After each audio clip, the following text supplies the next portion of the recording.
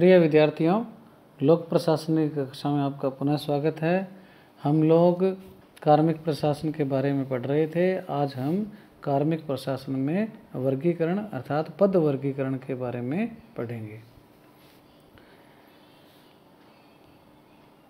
यहाँ अपने सामान्य रूप से देखें, वर्गीकरण का मतलब यही होता है कि व्यक्तियों, वस्तुओं, प्रक्रिया या विचारों को क्या है, समान गुणों के आधार पर क्या है, विभाजित या एकत्रित करना। वर्गीकरण की प्रक्रिया जीवन के सभी पक्षों में हम देखते हैं। जीव विज्ञान में एक समान वंश, प्रजाति, गुण और क्रियाओं के आधार पर जीव जंतु तथा पेड़ पौधों को एक विशिष्ट वर्ग में रखा जाता है। इसी प्रकार रसायन विज्ञान में पदार्थों को उनके गुण और प्रकृति के आधार पर भी क्या है, वर्गीकृत किया जाता है। पुस्तकालयों को भी क्या है, उनमें विभिन्न विषयों की पुस्तकों को एक स्थान पर रखा जाता है ताकि क्या है, जो पाठक है उनको क्या है, सरलता रहे पुस्तक ढूंढने में।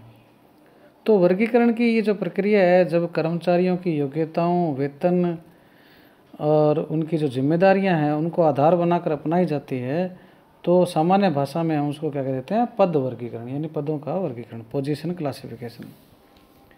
डेफिनेशन के हिसाब से देखें तो साइमन कहते हैं कि पद वर्गीकरण से तात्पर्य एक संगठन में उन सभी पदों को भर्ती, वेतन तथा अन्य सेवा संबंधी विषयों के एक ही समूह में समूहीकृत करना है जो बहुत कुछ एक जैसे कार्यों और जिम्मेदारियों का क्या है, वो निर्वाह करते हैं। तो भर्ती, वेतन और अन्य जो मामले हैं जो एक जैसे हों, उसके आधार पर उनको क्या है, एक समूह में रखना वर्गीकरण है। W.B. ग्रेव्स जो हैं वो कहते हैं कि तुलनात्मक कठिनाइयों और दायित्वों के हिसाब से क्या है, कार्यों को उत्तरोत्तर क्रम में व्यवस्थित करना क्या है, वर्गीकरण करना है। ओ. ग्लेन स्टॉल कहते हैं कर्तव्यों के वर्गीकरण का उद्देश्य क्या होता है, वेतन प्रशासन, भर्ती प्रक्रिया, प्रवेश की योग्यताएं तथा परीक्षा कार्यक्रम की प्रकृति आदि के संचालन में क्या है, सहयोग है। तो ये उन्होंने क्या है, उद्देश्यात्मक परिभाषा दी है। तो वर्गीकरण को जानने के पश्चात अब हम इसकी क्या आवश्यकता है, क्या महत्व है, क्यों किया जाता है पदों का वर्गीकरण, उसको देखते हैं। पहला है, इससे क्या होता है, भर्ती की प्रक्रिया जो है, रिक्रूटमेंट जो है वो क्या है, आसान हो जाता है। हमारे को पता हो जाता है कि इस पद की वैकेंसी है और इसको हमें पदों को क्या है, भरना है। तो पदों को क्या है, विभाजित किया जाता है। तो भर्ती की प्रक्रिया आसान हो जाती है। पर्टिकुलर पद होता है, उस पर क्या है, उसकी वैकेंसी निकल जाती है। इसी प्रकार वेतन और भत्तों का निर्धारण भी क्या है, हमें सहायता मिलती है। प्रशिक्षण कार्य और पदोन्नति में भी सहायता मिलती है पोस्ट क्रिएट होने के बाद में। कार्मिक का नियोजन और बजट निर्माण में भी सुविधा मिलती है। उनका मनोबल और संतुष्टि भी उनको क्या प्राप्त होती है। कर्मचारियों का कार्य मूल्यांकन भी आसान हो जाता है। पर्यवेक्षण, नियंत्रण, निर्देशन, ये समन्वय, ये सब क्या है, सरल हो जाते हैं और संगठन की कार्यकुशलता में भी क्या है, वृद्धि होती है। तो पोस्ट के आधार पर ये क्या है, कार्य करना आसान हो जाते हैं। इसलिए क्या है, पद का वर्गीकरण किया जाता है। अलग अलग पद हैं तो वो हम आगे देखेंगे, उसका आगे भारत में कौन कौन से वर्गीकरण पद्धतियाँ प्रचलित है अपनी। अब हम पद वर्गीकरण जो है उसकी प्रक्रिया या प्रणाली के बारे में देखते हैं कि पहला इसका चरण ये है कि कर्तव्य और विशिष्ट जो इनपुट्स हैं उनका क्या है, निर्धारण और विश्लेषण किया जाता है। तो हम ये देख लेते हैं कि किन किन कामों को करने वाले हैं ये, तो वो क्या है, पहले कामों का तय किया जाता है। उसके बाद फिर क्या किया जाता है, पद जो हैं उनको क्या है, वर्गों और श्रेणियों में वर्गीकृत किया जाता है। एकत्रित की गई जो सूचनाएं हैं, पदों में जो समानताएं हैं, उसके आधार पर क्या है, श्रेणियाँ बनाई जाती है।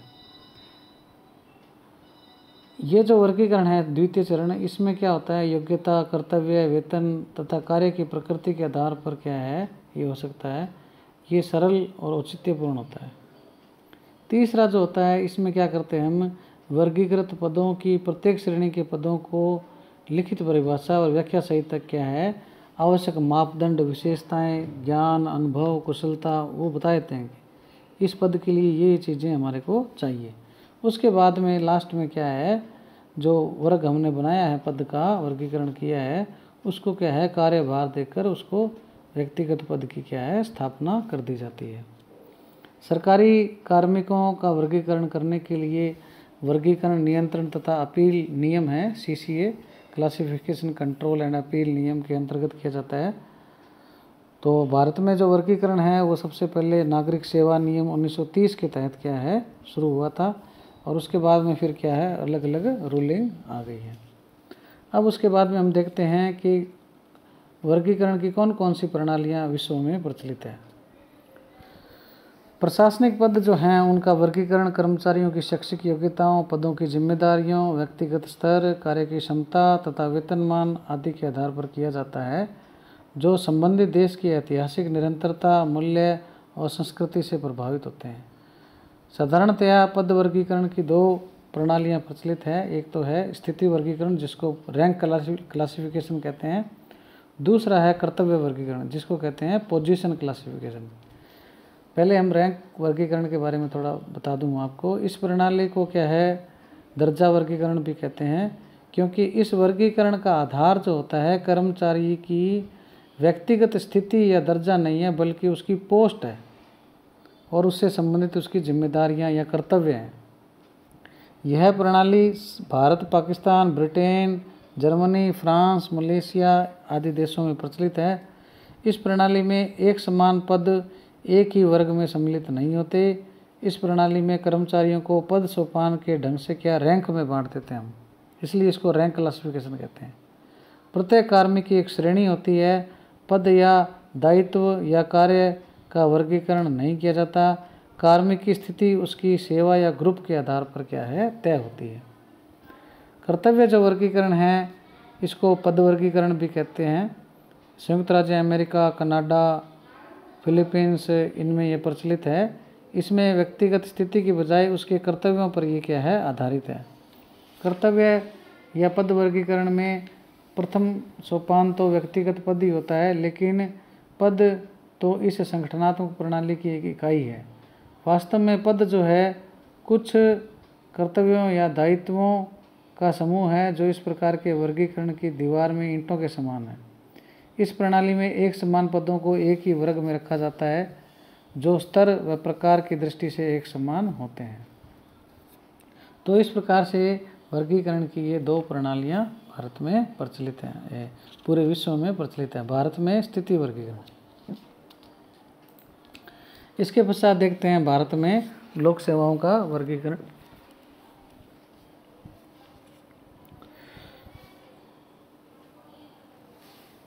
भारत में वर्गीकरण की जो प्रकृति है मूलतः वो सेवा के नाम से प्रारंभ होती है। भारत में स्थूल रूप से ये निम्न प्रकार की सेवाएं प्रचलित है: अखिल भारतीय सेवाएं, राज्य सेवाएं, केंद्रीय सेवाएं तथा केंद्र और राज्यों की विशिष्ट सेवाएं। सेवाओं को फिर आगे श्रेणियों अर्थात क्लासेज में बांटा गया है, और फिर श्रेणियां आगे क्या है ग्रेड में बटी होती है वेतनमानों के हिसाब से।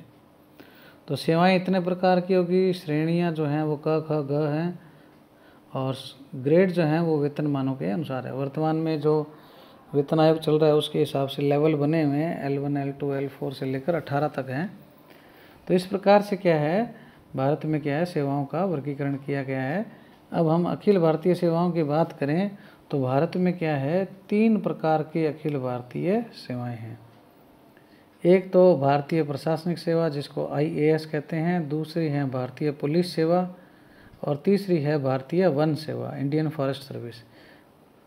भारत जब आज़ाद या स्वतंत्र हुआ उस वक्त ये 2 सेवाएं तो क्या है आज़ादी के साथ ही अस्तित्व में थी, और अन्य जो सेवाएं थी आज़ादी से पहले अखिल भारतीय सेवाएं थी तो उनको क्या है समाप्त कर दिया गया। फिर राज्यसभा के 1961 के प्रस्ताव के द्वारा 1 जुलाई 1966 को क्या है भारतीय वन सेवा को क्या है नई अखिल भारतीय सेवा के रूप में क्या है गठित किया गया। अखिल भारतीय सेवाओं के जो 33% पद जो हैं वो राज्य प्रशासनिक सेवाएं जो हैं उनके अधिकारियों के पदोन्नति से भरे जाते हैं। जैसे IAS के जो पद हैं वो RAS से, और आईपीएस के जो पद हैं वो आरपीएस से, और आईएफएस के जो पद हैं वो राजस्थान वन सेवा अर्थात आरएफएस से भरे जाते हैं। इसी प्रकार जो केंद्रीय सेवाएं हैं वो भी क्या है, वर्ग क ख ग घ में बटी हुई है, 4 श्रेणियों में विभक्त हैं। ये केंद्र सरकार के कर्मचारी होते हैं, जैसे भारतीय विदेश सेवा, भारतीय लेखा व अंकेक्षण सेवा, सचिवालय सेवाएं, ये क श्रेणी की सेवाएं हैं। ये करीब भारत में 60 से अधिक हैं। इसी प्रकार ख श्रेणी की सेवाएं भी हैं, उनकी संख्या भी 35-40 के आसपास है। और जो ग श्रेणी की सेवाएं हैं वो क्या है, अराजपत्रित होते हैं, ये नॉन गस्टेड होते हैं। और केंद्रीय सचिवालय, लिपिक सेवा, डाकतार सेवा इसमें शामिल है। और घ श्रेणी की जो सेवा है, डी ग्रुप जिसको कहते हैं, उसमें चपरासी, जमादार, बागवान इस प्रकार के आते हैं। तो क और ख जो हैं ये तो हैं गस्टेड हैं, और ग और घ जो हैं वो क्या है, नॉन गस्टेड हैं। इस प्रकार कुछ विशेषज्ञ या विशिष्ट सेवाएं भी होती हैं, जैसे डॉक्टर, इंजीनियर, इनकी जो हैं ये केंद्र और राज्यों में भी क्या है, अलग अलग हैं। प्रांतीय जो सेवाएं हैं, अपने राजस्थान की बात करें तो यहाँ पे राजस्थान प्रशासनिक, राज्य प्रशासनिक सेवा, लेखा सेवा, लेखा अधीनस्थ सेवा, राज्य की सचिवालय सेवा और विभागीय सेवा। मोटे तौर पर यहाँ पे हमारे राजस्थान में क्या है, राज्य सेवा, अधीनस्थ सेवा, मंत्रालयिक सेवा और चतुर्थ श्रेणी सेवा, 4 प्रकार की सेवाएं राजस्थान में अपने यहाँ हैं। राज्य सेवा, अधीनस्थ सेवा, मंत्रालयिक सेवा और चतुर्थ श्रेणी सेवा। तो इस प्रकार से भारत में क्या है, ये सेवाओं का क्या है, वर्गीकरण है। और जो सेवाएं हैं उनको क्या है, आरएसआर के माध्यम से क्या है, उनको क्या है मतलब संचालित किया जाता है, राजस्थान सर्विस रूल्स के माध्यम से राजस्थान की सेवाओं को। तो इस प्रकार से हम लोगों ने वर्गीकरण के बारे में जाना।